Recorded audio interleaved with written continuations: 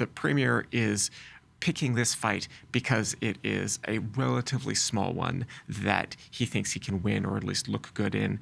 But for example, like GM is currently their announced plan is to get rid of one of their shifts at the Oshawa vehicle assembly plant.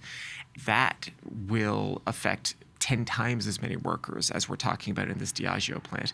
Now, why is Ford not making threats against GM? Well, because GM's much larger, and GM can impose way more economic pain on Ontario if it decides that we're not worth its trouble. And what's he going to do? Is he going to drive a GM product into a wall to show how upset he is? Well, the point I make in the column is, we don't have like a provincial, automobile monopoly, but the province buys a ton of vehicles between just the ministries directly, right? They buy vehicles, but also the province determines the procurement rules for municipalities and school boards and police forces. If the premier wanted to threaten GM, he has the means to do so. He is not doing so. I think it's probably good that he's not doing so, but I also think that's valuable context for people to understand this whole Diageo spat.